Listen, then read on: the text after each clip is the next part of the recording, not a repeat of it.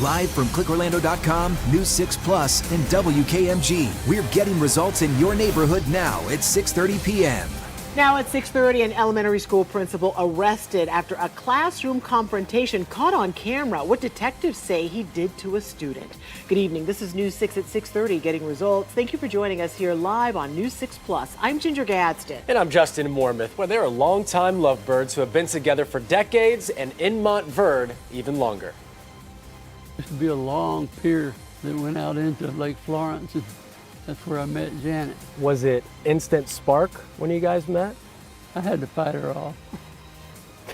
All right, so I met them hitting the road at the 34756 zip code. They share a unique perspective of Montverde's past, how it's grown, and why they're optimistic about the future. Also, it sounds like science fiction, but it really happened. Many of you sharing images of the northern lights, just beautiful, shining all the way down to Central Florida. Those images and why it happened in our top trending stories. But we start with some inconvenient weather. A severe thunderstorm warning is now in effect until 6:45 for Osceola County. Yeah, big time rain, big time storms. Let's get right over to Chief Meteorologist Tom Sorrells. All right, come take a look at what's happening right now live with the radar. We have a lot of rain to talk about. It's not just Osceola County. I keep going back to Osceola because that's the area that has the warning ongoing, has been dealing with the rough stuff for most of the afternoon. It's this one cell has been so persistent. Watch it coming out of Polk County, rocking, warning, warning, warning, all the way across Osceola County now with the big warning still ongoing. Right in this area, just outside of Yeehaw Junction.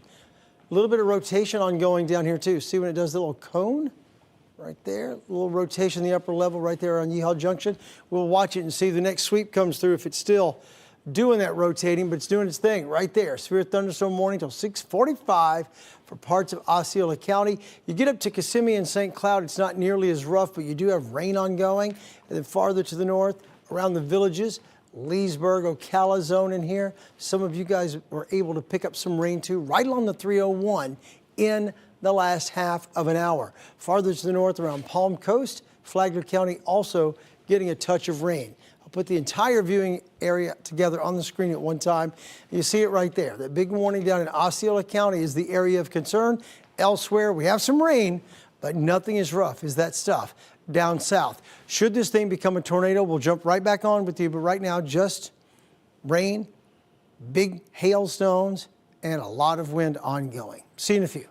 Tough sledding on the turnpike, no doubt. All right, Tom, thank you. Breaking into our newsroom now, there is a search going on right now for a missing boater in part of Lake County. So we're told 2 people jumped off a boat into Lake Mineola, but one of them did not resurface. We are working to get some more information about this. The moment we do, we will bring it to you both on air and online at clickorlando.com. Also developing right now at 6:30, an elementary school principal locked up after deputies say he put a student in a chokehold and at one point struck the child with a charging cable. It was caught on school surveillance cameras. So detectives say the attack happened this past Friday at Destiny Leadership Academy. That's on U.S. Highway 441 in Marion County. It's a private school that teaches kindergarten through 5th grade. News 6's Troy Campbell is live in Marion County tonight. And Troy, you just got an update on this story from deputies. When I spoke with the sheriff's office, they made it clear it was very simple for the deputy to see how in the wrong one of the principals here was because he watched a more than 40-minute long video, a surveillance video from inside the school, and in it is where the sheriff's office says it shows the suspect, one of the principals here, assaulting the students. So let's take a look at some of the surveillance video that they did obtain from inside here at the Destiny Leadership Academy. The Marion County Sheriff's Office, they say from Friday it shows the student under the age of 13 being held against his will, at times in a chokehold, twisting his ankle and even smacking the child in the face. Now, investigators say 33-year-old Dante Prophet is also seen using a computer charging cable to strike the child. He is being held on charges of aggravated child abuse and false imprisonment. 40 minutes is a long time. I can only imagine it must have been very aggravating to watch it. So have investigators kind of expressed how enraged they are by the actions of the defendant in this case? I mean, by knowing that we send our children to school to people that are supposed to teach them and protect them and help them flourish as children into adults. Now, Prophet is in jail without bond on these two charges. We are getting some reaction from parents. Parents are even appearing to be discussing stuff with school staff here. So we will continue to get reaction tonight at 11. Until then, live in Ocala, Troy Campbell, Getting Results, News 6. Troy, thank you. More struggles tonight for Orlando-based Red Lobster restaurant. The report of numerous abrupt restaurant closures around the nation. News 6 confirms 7 local eateries are now listed as temporarily closed. That includes this Red Lobster on West Colonial Drive near Hiawassee Road. The sign suggests that this may be more than a temporary shutdown for weeks. Wall Street has seen rumors the seafood chain was considering filing for bankruptcy. They were hit hard by an endless shrimp promotion that ended up too popular. Since it became a permanent item on the menu last summer, the company has lost $11 million. Of the 7 locations listed as temporarily closed, 3 are in Orlando and 1 each in Sanford, Altamont Springs, Kissimmee, and Leesburg. 2 Red Lobsters on I Drive and 1 on Alafaya Trail remain open. We've reached out to Red Lobster for comment on this story. Tonight, troopers have now found the car that hit and killed a 28-year-old man, but no one is facing charges, and that has his family beyond frustrated. So this happened Thursday night along Curry Ford Road, right near Colton Drive, that is just west of Goldenrod. The driver reportedly parked at a Walgreens, checked for damage, then drove off. News 6's Laverne McGee talked with the victim's family. Great father, great man, and they took it away. For me, it's special. You know, right now my hair is broken completely. I lose everything. Javier Augusto Cortez's father still can't believe his son was killed by a hit-and-run driver while walking on the sidewalk near his home in East Orlando on Thursday night. His family gathered together today to make funeral arrangements for the 28-year-old husband and father. The hit-and-run took place near here, Curry Ford and Colton Drive, a very busy roadway. FHP was able to find the suspect's car by using cameras at a nearby Walgreens. Take a look at this 2010 Mitsubishi Galant.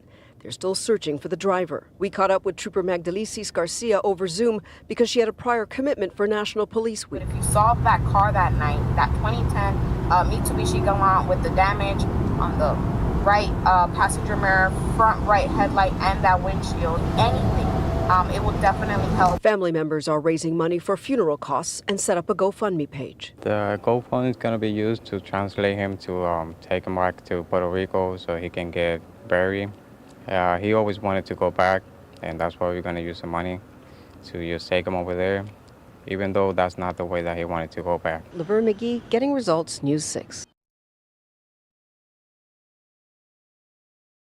Tonight, there is outrage and frustration from some homeowners as Orlando city leaders say yes to hiking stormwater fees for the first time since 2008. Dozens of people spoke against raising the fee during today's city commission meeting. Some of them will see their yearly bill more than double. News 6's Catherine Silver has reaction and breaks down the numbers. About 20 people gave the commissioners an earful on why they do not like this proposal, and the council didn't seem to like it that much either, but they just don't know what else they can do to cover the costs that the city needs. So here's a look at what they are planning to do. Of course, it all depends on the size of your lot and how much of your land is covered by things like rooftops and driveways. Smaller properties will see their annual bill increased about 50% from $80 a year now to $130 by 2028. Larger properties will see a 130% increase from about $137 to $320 a year. The city's public works director says their revenue no longer covers their projections, and if they do not raise the rates, operations will be affected. We don't necessarily want to do this, but we had to borrow $17 million last year just to fund our stormwater program. And at the rate we're going, we cannot keep that up. And so it is now official. After this vote, only one council member voted against this. It goes into effect in October. The city should start collecting in January. In Orlando, I'm Catherine Silver, getting results, News 6. The city of Deltona is discussing passing a similar proposal at this hour. Commissioners are holding a workshop. Up for debate, a plan to double its stormwater fees over the next 5 years, including a 33% increase next year alone. Right now, Deltona already has the highest water rates in the region. We'll let you know what commissioners decide. This week, WKMG is hitting the road to Montverde in the 34756 zip code. It is a place that's oozing with small town charm and just beautiful scenery. Montverde was incorporated in May of 1925, so the town will celebrate its 100th anniversary next year. I met a couple who has lived there for a long time, not 100 years long, but a long time nonetheless, to learn more about what makes it such a special place.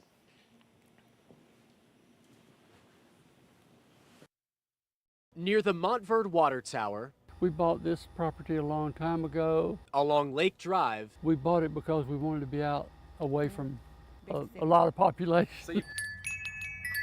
is where two longtime locals have put down their roots. So you pull on Lake Drive here, it's just you. It's just us. We're the only ones on the street. Janet and Dan Davis met here. There used to be a long pier that went out into Lake Florence, and that's where I met Janet.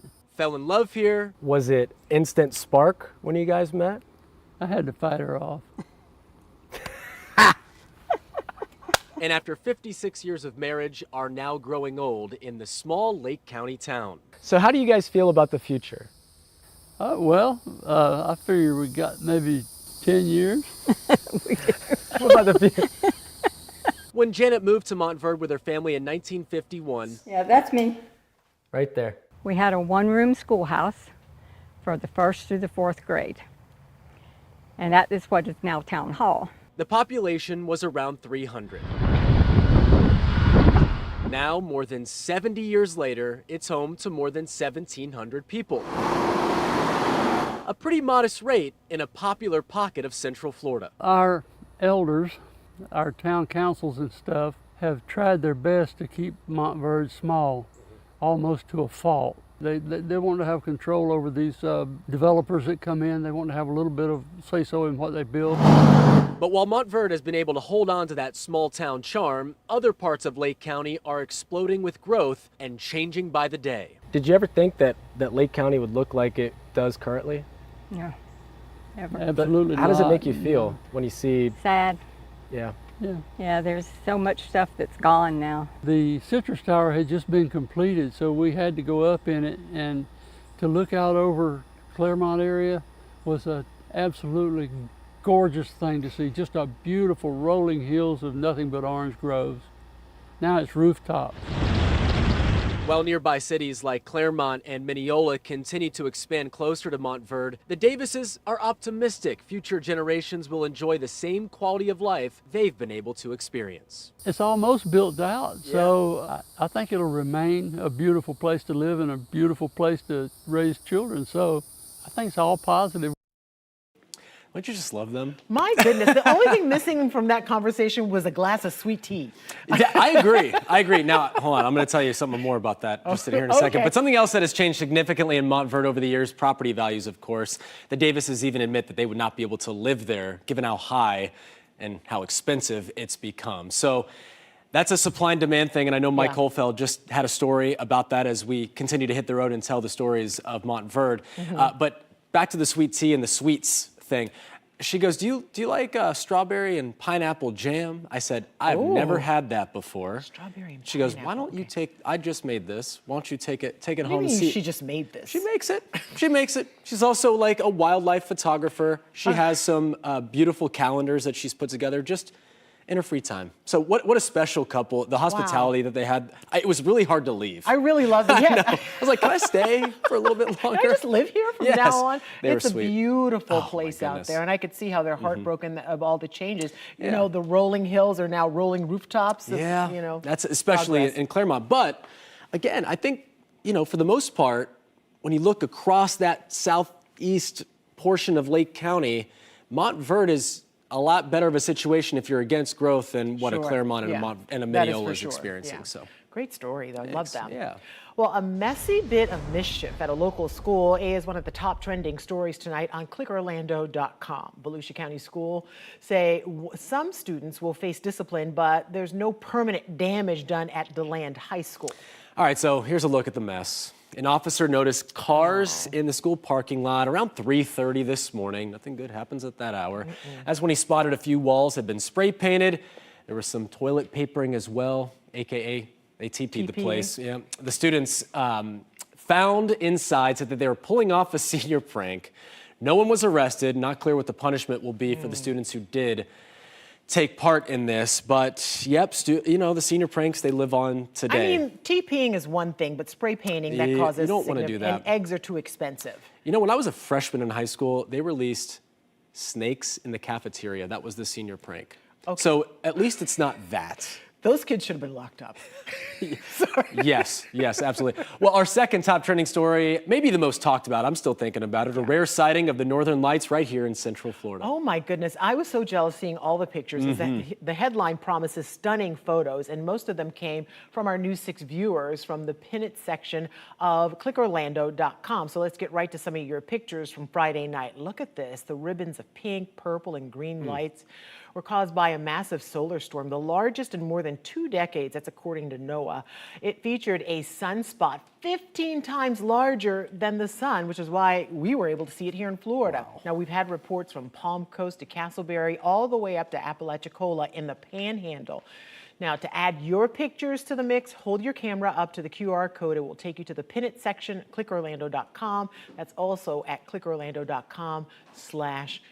We were debating, should we drive to the coast? Should we not drive? But, you know, they had a forecast actually for it. Did you get to lay your eyes on it? I didn't. I missed it too. I went out to the coast last night to see a rocket launch and was hoping we would see something. That's what I thought too. Yeah. And Nope. It was like a really nice blue, but it may have just been twilight. Maybe my brain was just like, oh, there it is. I'm seeing a little bit. You just want to see it. I just want to see it, but I didn't get to see it, unfortunately. Okay. Well, also trending the news, many Disney fans have been waiting to hear when the ride replacing Splash Mountain will open. So the headline is that straightforward. Opening date announced for Disney's Tiana's Bayou Adventure.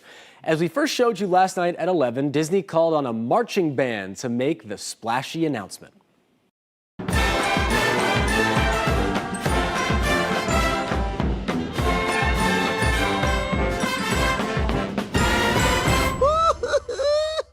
I like it too. Looking forward for this.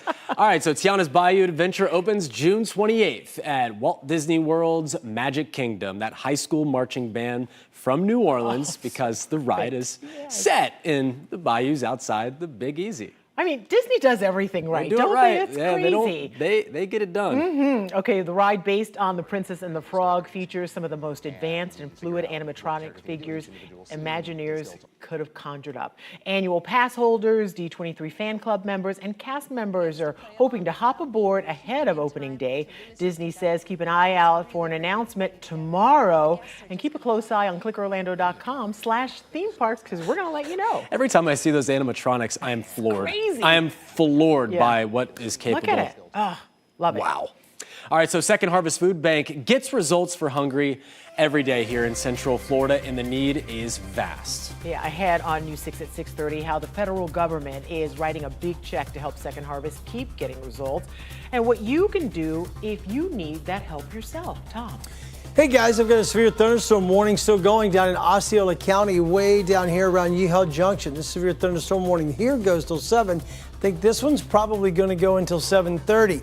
Got a little bit of rotation with it as well. I'll be right back to pinpoint what's up with the storm and what lies ahead for you for tomorrow. Clark Gable, Al Capone. Oh, there's a gator, good size one. We're going to go on a cruise through Lake Apopka, back from the edge of ecological disaster. Up next, News 6 investigator Mike DeForest heads out on the lake to find out how the community got results after decades of neglect. You're watching News 6 at 6:30 live on News 6 Plus. We're getting results in Bithlo, Davenport, and all of Central Florida. We'll be right back. Brought to you by your local Toyota dealers. Toyota, let's go places.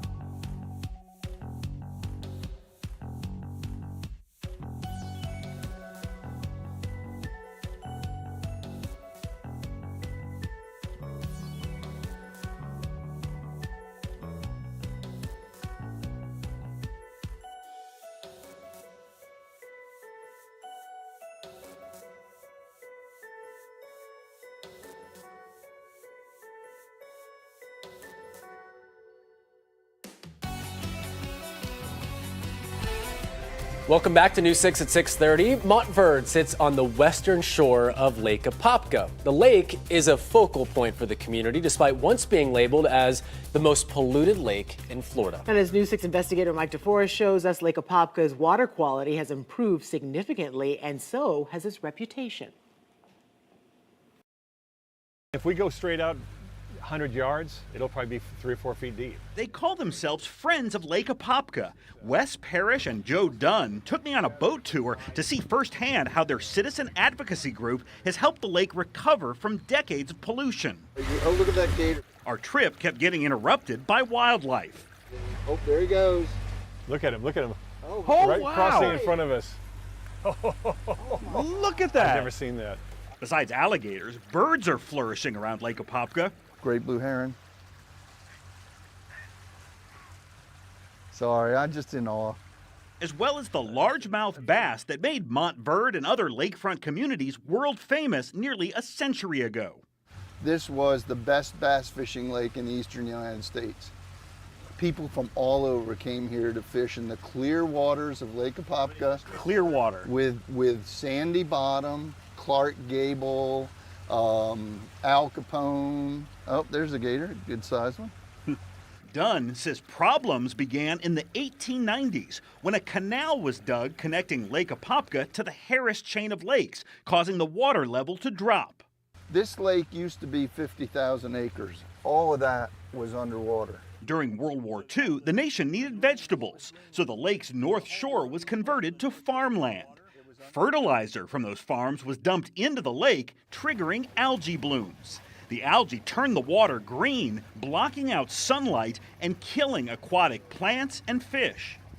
So people were starting to panic.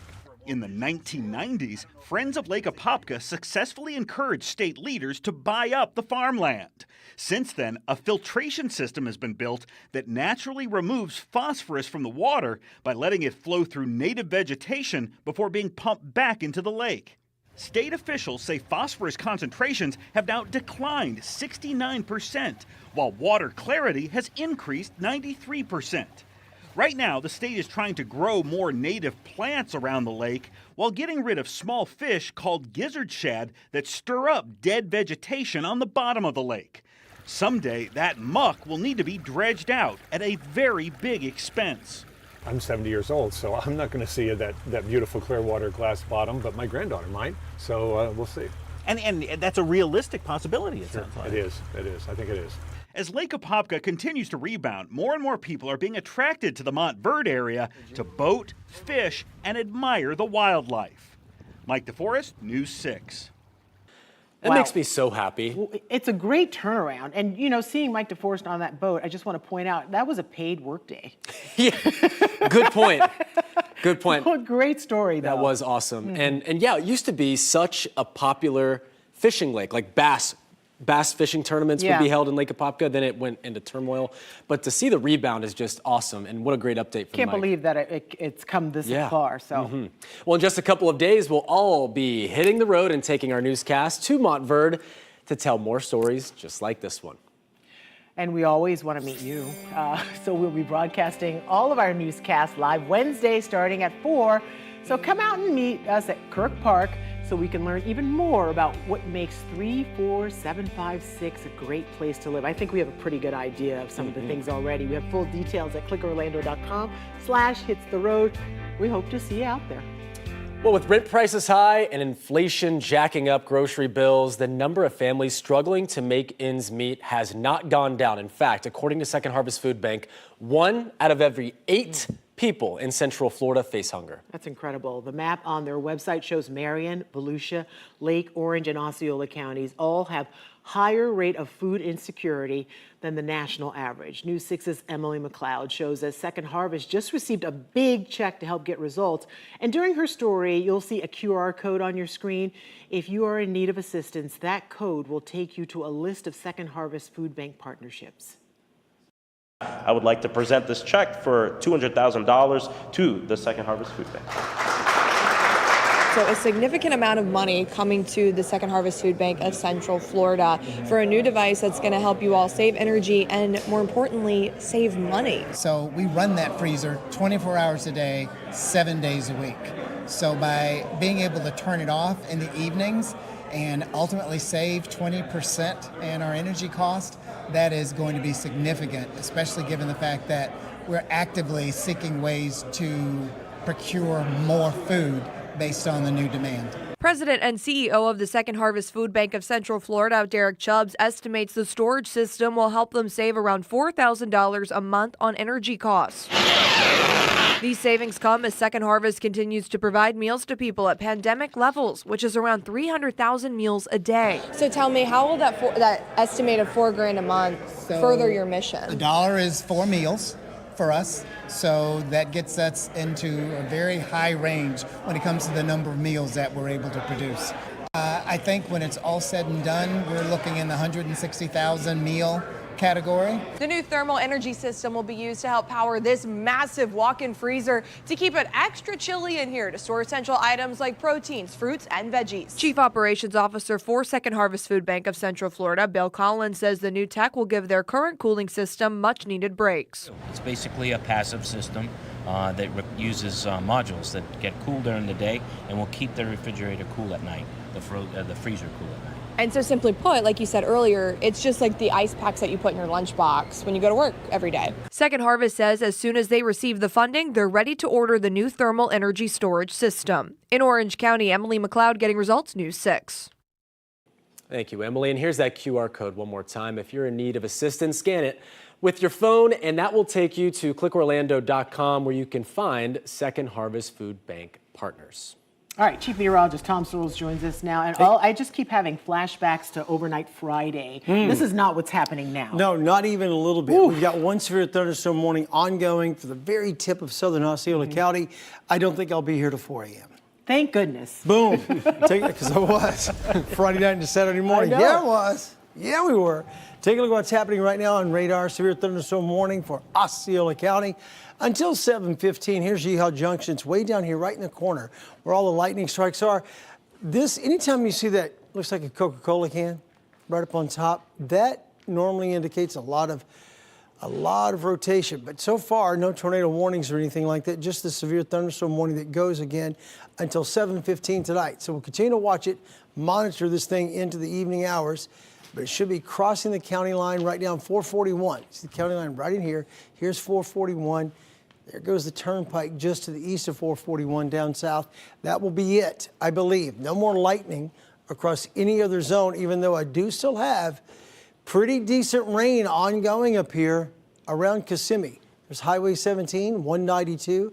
Kissimmee getting rocked with the rain right across the county line. Southern Orange County getting some rain. South of DP, south of Oak Ridge and Windermere. Big bucket of rain still ongoing. Most of you, for the most part now, are dry. You've hit a lull, if you will. Even Flagler County beginning to get rid of your rain. A few more smatterings of scattered showers there through Marion County, and here's Gainesville getting rocked. And some more lightning back out to the west. Other than that, we're calming. Light Orlando delivering Hope Camera 88 was the daytime high today. We are currently at 76 on the way down now that the rain has arrived and is moving on. Wind speed 17 mile per hour wind right now in Sanford, so it's blustery depending on where you are. Tomorrow we kind of do this again. Rain chance 80% in Gainesville, 70% in the Villages, and 40% tomorrow in Orlando. All this moisture is tied to a big frontal boundary, kind of trying to sag this way. It will come on in the next 24 to, well, more like 48 hours. Wednesday looks to be my most active day. By 9 o'clock, still some pockets of disturbed weather. Overnight, I think it calms in most areas. Then tomorrow, we're right back in it. Here's 3 o'clock tomorrow. Look familiar? Sure does. Then tomorrow evening, we hit the lull or the gap again. But on Wednesday, there she blows. Here we go. Midday Wednesday, kaboom. Big showers from Palm Coast to Ocala to Gainesville, pushing through the metro between 2 and 4, then sliding from Orlando to Melbourne by about 5 to 7 p.m.